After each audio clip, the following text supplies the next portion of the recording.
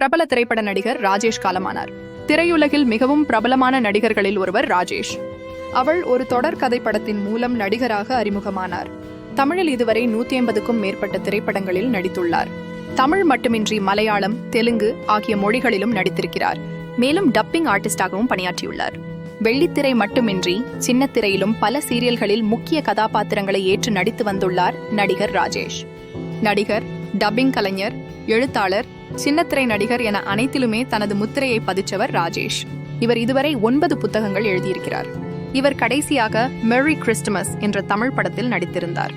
இந்த நிலையில் 47 ஆண்டுகளாக சினிமாவில் பயணித்து வந்த நடிகர் ராஜேஷுக்கு இன்று காலை திடீரென உடல்நலக்குறைவு ஏற்பட்டுள்ளது. இதனையடுத்து உடனடியாக மருத்துவமனைக்கு அழைத்துச் செல்லப்பட்டுள்ளார். ஆனால் மருத்துவமனைக்கு செல்லும் வழியிலேயே உயிரிழந்துள்ளார்.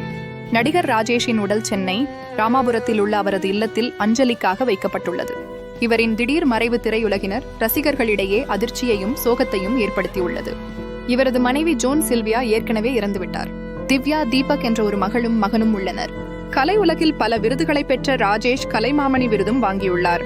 ராஜேஷின் மறைவிற்கு தலைவர் மற்றும் அல்லாமல் அரசியல்வாதிகள், தமிழக முதலமைச்சர் மு க ஸ்டாலின் அவர்களும் ஆழ்ந்த இரங்கலை தெரிவித்துள்ளார். உங்கள் ஊர் செய்திகளை உரத்த குரலில் தமிழ்நாடு 360 செய்திக்காக சென்னையிலிருந்து செய்தியாளர் ஜான்சன்.